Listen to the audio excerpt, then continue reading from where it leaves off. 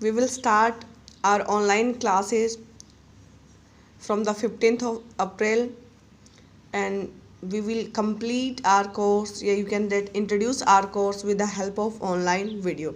Today our first unit is related to reproduction, and in the chapter first we will introduce some basic terminology regarding reproduction. We will understand the concept of reproduction and then we will go further in details.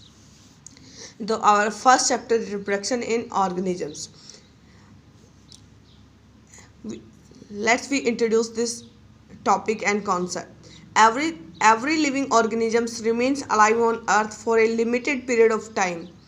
Yes, it is true, as we know that we have a limited lifespan. For example, a dog has 20 years, a housefly have 1 day, and like that we have human beings have different life time period.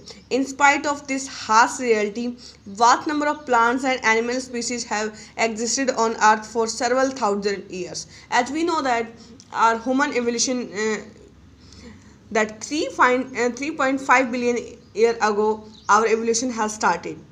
But you have studied about the old man's ape man's है ना, and we have compared with gorilla, monkey. So these are our ancestors, but we are evolved from them one by one, and today we are human beings. So how could agar if we have don't any power and we have a limited time period, how will we survive?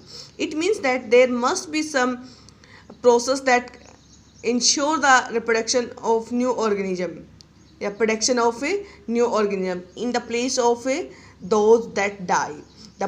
So here is the term that is reproduction matlab, and we have a limited lifespan. To overcome that thing, there is some process in the living world, that is reproduction. So we have introduced a new word, that is reproduction, but there should be a meaning of that. So reproduction is a process, you can say that it is a biological process in which new offspring is produced from existing organism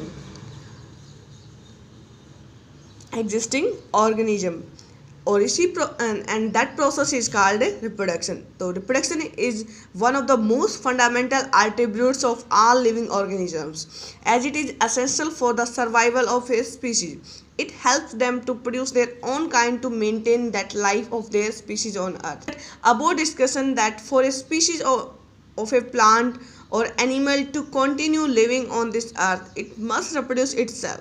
It would be really interesting to know how reproduction occurs, what processes are involved, and what are differential modes of reproduction, what are lifespan of different organisms, and let's try to understand all these.